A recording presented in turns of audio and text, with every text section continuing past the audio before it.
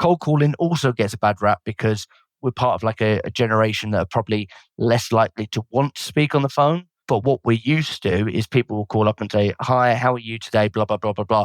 And they're bad cold calls. If you can actually like deliver a good cold call, it still works.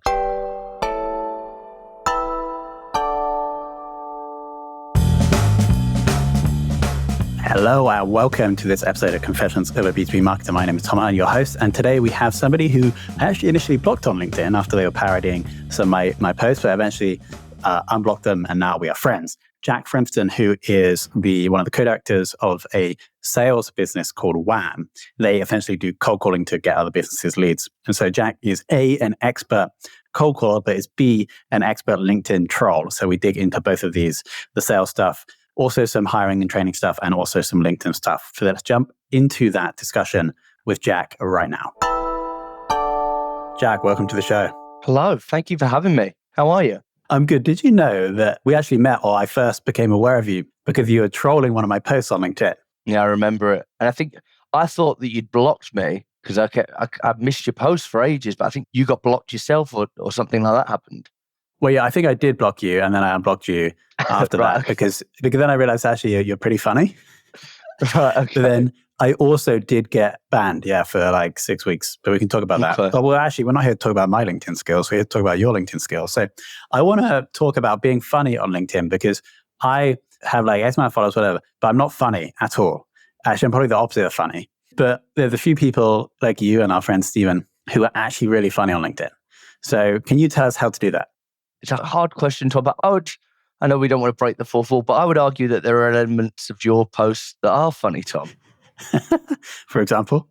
Well, I think you follow an interesting format. And I think for like listeners, we've never had we've had a few messages here and there, but we've never really connected. So we're into it. So I was looking forward to this, but yeah, we can maybe talk about that later. But being funny on LinkedIn, I guess if you have to ask the question how to be funny, it's probably the bad question to ask, but does it work is a question I get asked a lot of the time. Like, do you actually generate leads? I think if it was me and my business partners that were talking about this recently, if we were posting all these ridiculous posts and nothing ever happened, I think we would have quit a long, long time ago with the stupid slapstick humor. But what from your outside eye of seeing it, I'd love to know, what was it that made you block me in the first place? Well, I think because I had this one post and then you parodied it. And then you were kind of rinsing me. And then I was like, I just don't want to engage with this because I wasn't getting credited in the post. Like if I was getting credited in the post, maybe I would have unblocked you. But then I think in terms of unblocking you, I think maybe someone, because when you block someone, you can't see any of that stuff, like comments or anything. But then I think somebody sent me, like one of my friends sent me another one of your parodies, like that maybe wasn't of mine. And I was like, well, actually, this guy's pretty funny. And so then I unblocked you. I agree. If I have to ask how to be funny on LinkedIn, I'm fucked, basically. I can't. I'm not the person that will be funny. So I accept that. And then in terms of working, I think with any social content you create, as long as you can get people to want to consume your information, then it is going to work. And I think that's what you and Steven do well, in that you're able to build probably a lot more loyal audiences than I have. These people that actually find your stuff funny, like me, and will keep wanting to read it. And then whenever they need sales services, and we'll talk about that later, they come to you. Is that what's happening? Yeah, I think it's like there are different types of writing, isn't there? So it's like, is my goal to inspire? Is it to inform? Is it to persuade? Is it to entertain? I'm not good from like my natural disposition of being serious. Like I struggle. We try and make things as fun as possible in work. And I think the reason it works so well, if I was on any other platform, Twitter, whatever, I think it's just the norm, isn't it? People are making so much entertaining content, that's fine. But I think it's like a bit of a juxtaposition. So you're scrolling down your feed and you're seeing like serious posts, influencer posts, and everybody knows it and everybody thinks it and they roll their eyes. Then all of a sudden I'm trying to think of a pattern interrupt of like, wait, what's that? What's he saying? And then giving some kind of punchline at the end. But like you said, it's like, do I stick in their mind of like, a lot of the humor is probably based around, I'd say 80-90% of it is based around sales. The hard bit of that is then when you try to say, oh, okay, actually, I feel like I know my stuff and I'm not just some clown that there is another business that's running in the background. So I think it does go against you at points, but you can't win everybody is one thing I've definitely taken away from it. I think you did well in this post from about 5 hours ago, where you're talking about the 6 things you'd focus on if you were in your first sales job. 1 to 5 are actually serious. And then 6 is getting more photos of me in a headset in case one day I want to become an ultimate sales influencer. And then the picture of you with the headset on, I believe, in your first sales role. So I think you have that balance nicely. And then you have the thing I think you add to the end of every post is remember you will die, which is probably the thing to like click people out of their scrolling routine. Yeah, I think some people think that is a joke.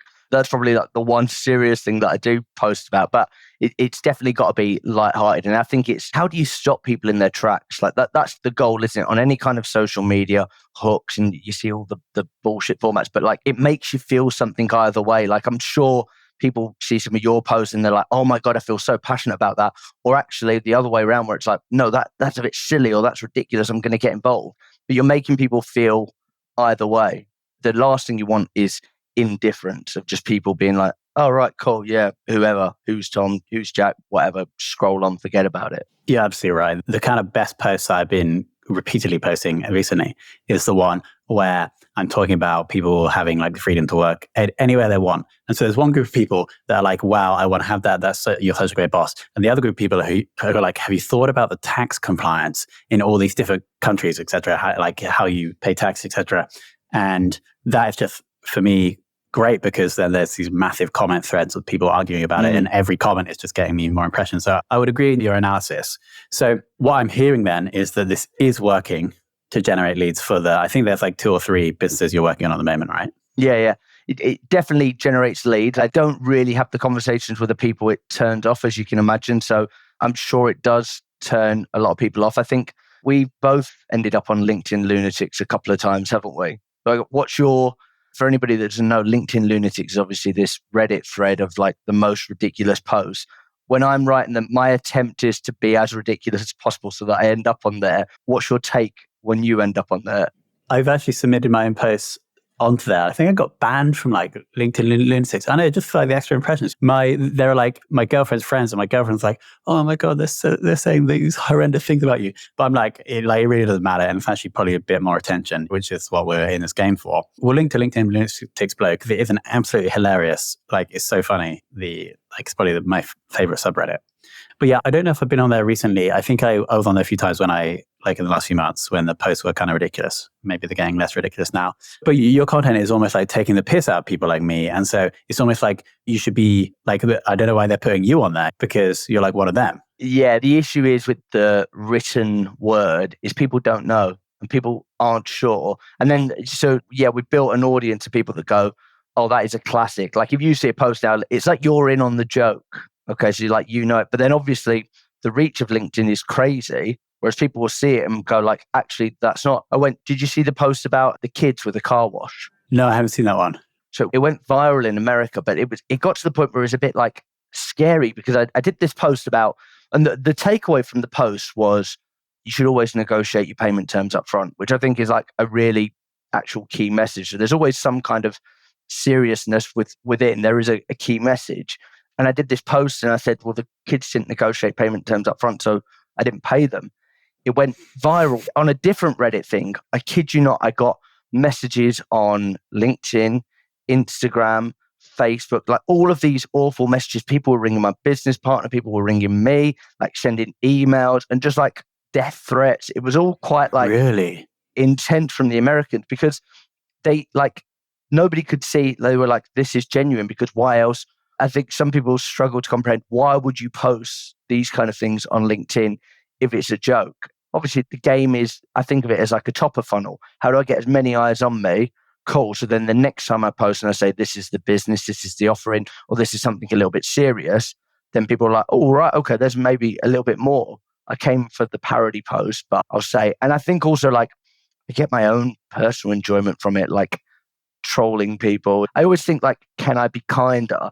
But you do see some crappy stuff on LinkedIn and you just think, actually, I need to hold the mirror up on this. I don't know if you saw, there was one I did the other day, which was a guy post like text messages and he's like, how many leads do we generate? How much money do we make? And I did like a parody of it. And it's just like, Yeah, but also that could just be someone's mum and they're also talking about what they fancy for dinner.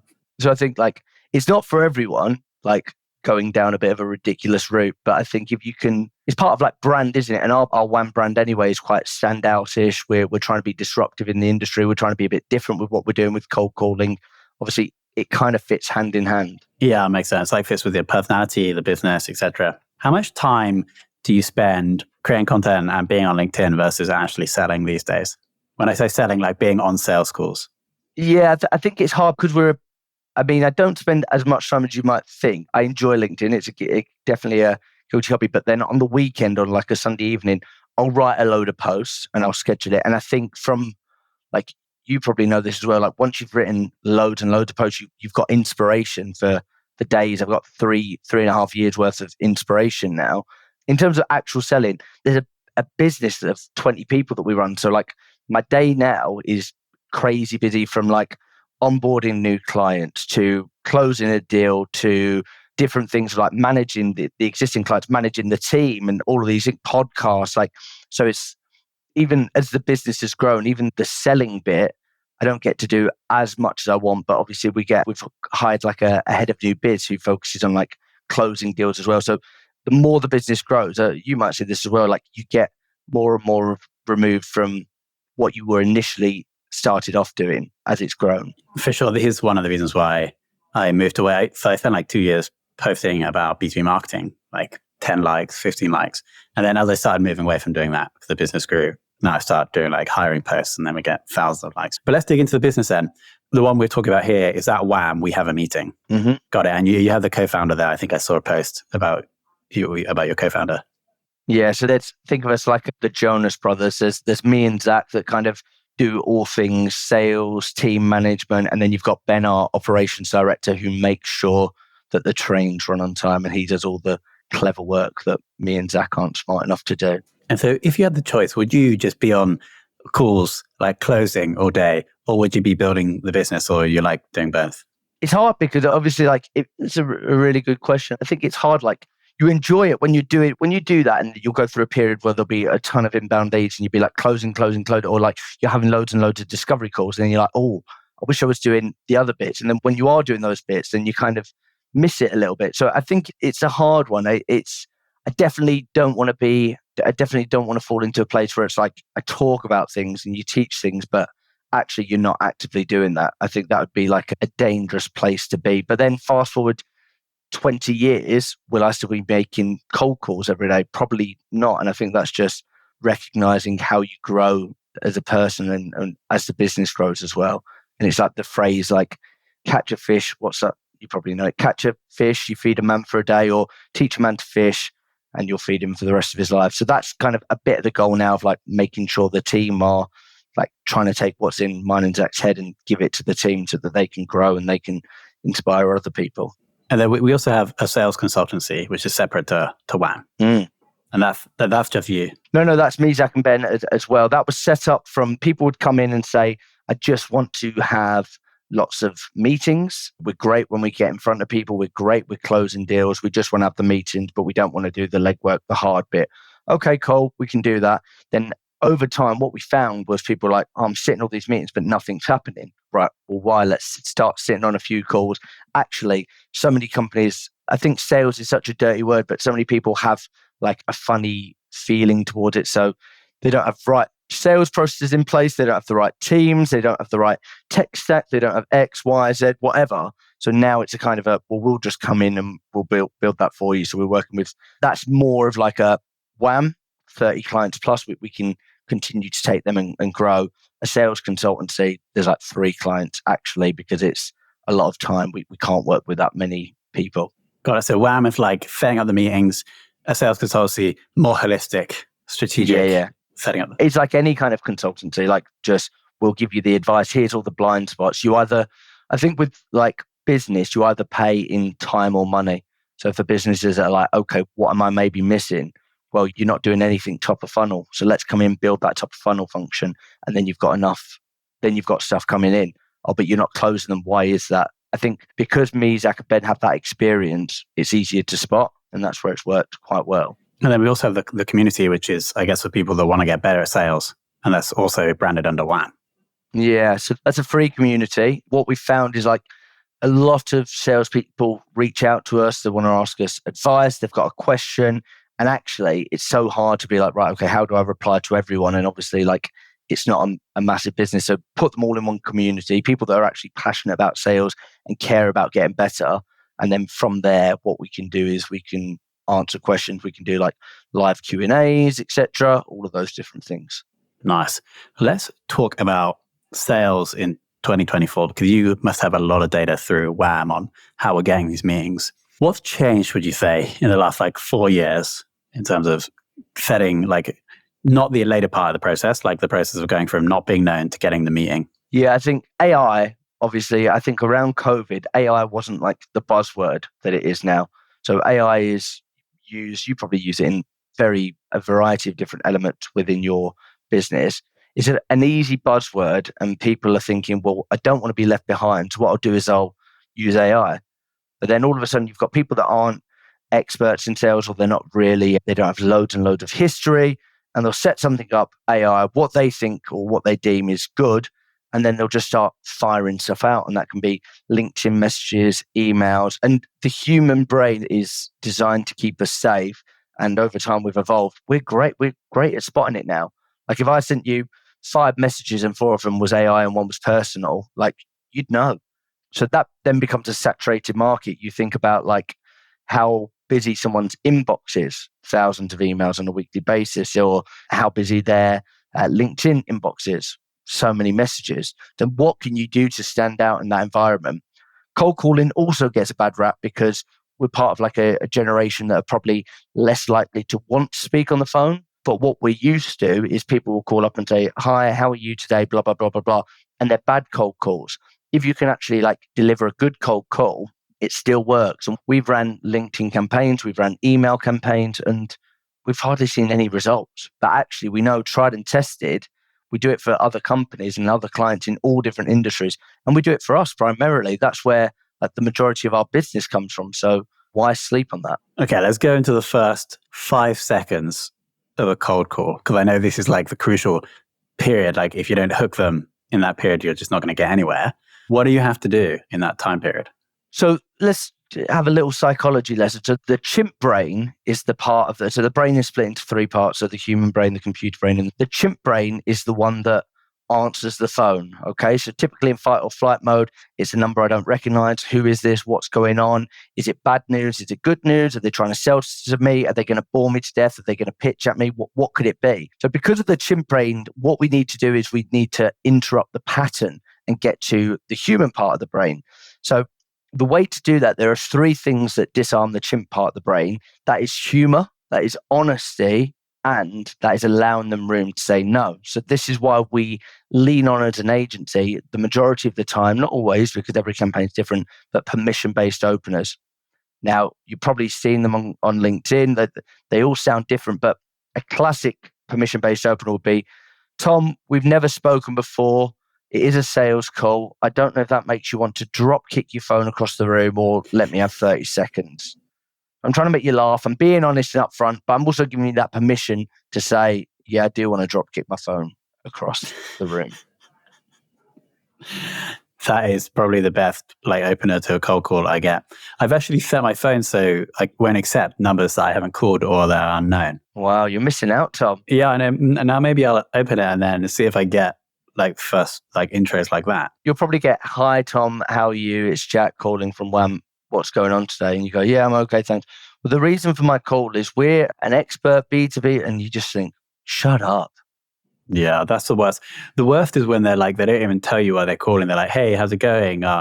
Hey, like you run Fame, etc. And I'm like, obviously every person in their head is like, why is this person talking to me? Yeah. So just get there first. You rip the plaster off. And the same applies in any kind of sales process. If you're sitting with somebody in a sales environment and you know that they don't know the price and it's that awkward bit, we'll share it at the front of the call. Like your job is to relieve kind of any stress or anxiety. So when people are feeling relaxed, they're more likely to be open and you're more likely to build rapport and trust and all those things. So anything that could put them in some kind of fight or flight stage, bring it to the start of the call. So what's next? If I say, I've got 2 minutes, so I'm not going to drop kick my phone, what happens next? Okay, I'm going to acknowledge it. I'm not just going to speak at you. I'll go, okay, well, I'll whiz through it. And if by the end you feel like actually it's not a good use of your time, just let me know. Is that fair? That's fair. So I've got that permission. You bought in. We know we've got 2 minutes. I'm going to hit you with like a little value proposition. So I might say, Tom, I'm typically invited in by CEOs of SaaS platforms. If they're honest, they might be struggling with one of the following problems.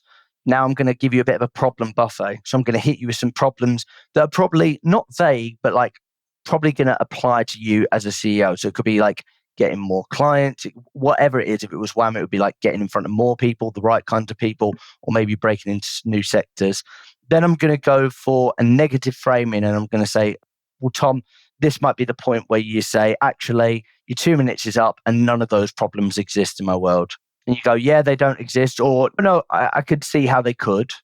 And then we're going to start to have a conversation. Well, listen, I've had 30 seconds. I know you've got a couple more minutes. Are you happy to continue the conversation? Yeah.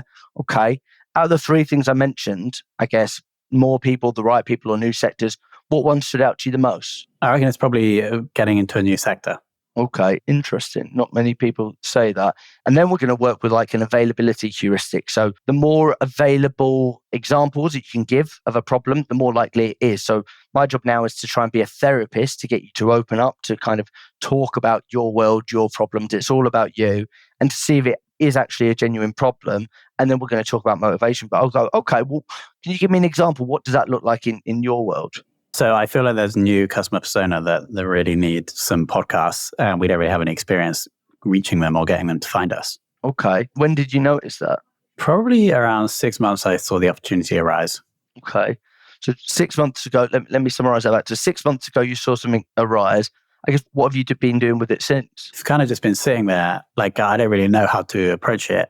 And so when you mentioned that you could approach new sectors, that was attractive to me. Okay. And then I guess if you don't implement that new persona, it feels like you've probably got enough business coming in from other places.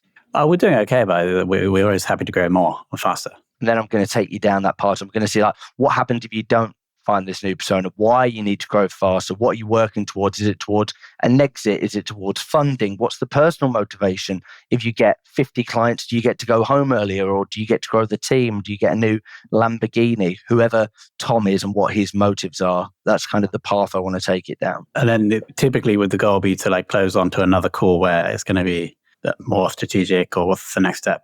Yeah, so the cold calls, the best ones are typically between like 10 and 12 minutes. And I'm looking for two things. Do they have a problem, and are they motivated to solve that problem? So like a flagpole in the sand, if you kick it, does it stick? Does it stay?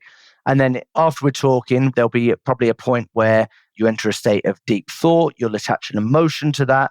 And then it's going to be like, well, listen, I don't know if I can help you, Tom. Obviously, we've been speaking for 12 minutes. I guess, is there any reason why we couldn't sit down and explore this further? And if by the end of that call you feel like we're not a good solution for you, we can leave it there. Is that fair? That's very fair. And then we'll book some. And then we lock in the time, like there and then, you know? There and then. We've done it. It's nice. It's very nice. How long have you been doing sales for? I had my first sales job when I was 16. So that would have been around about 2008, maybe.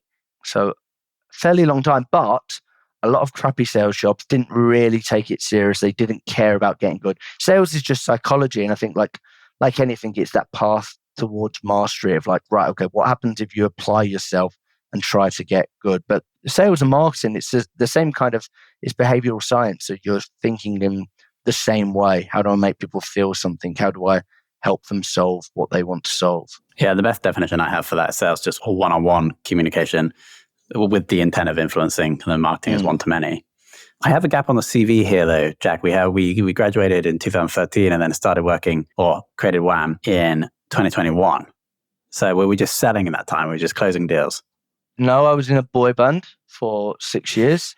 I was in a boy band. I was the lead singer in a boy band, which is... Where can we find we'll link to some of the tunes. Yeah, you don't want to do that, Tom. And then I was working in sales jobs alongside music. And then my boy band failed and I ran off to join a cruise ship for a couple of years. And then I came back and I ended up in a sales job. Singing on the cruise ship. And a bit of bingo. And then I was like, right, okay, let's get good at this. My business partner and best friend, Zach, set up We Have a Meeting. And then 3-4 months later, I was like, right, get me involved. How do we do this? And then the business grew, and and here we are a few years later, older, grayer, and more tired. But expanding. I assume a crucial part of the WHAM business is going to be the recruitment of the people doing the cold calls, recruitment and training. Any tips on finding, and it doesn't have to be specific to finding salespeople, but like finding the right people and then training the right people? There are certain things we look for when it comes to like the right people. I think in terms of finding them, we've used recruiters in our early days, and we've paid lots and lots of money for recruiters. We've actually found like actually doing it internally is the best because we know what we're looking for. A recruiter is great at selling a person, but actually who that person is and who they turn out to be might be completely different. Whereas if you spend a couple of rounds with people getting to know them, you work out quite quickly who they genuinely are.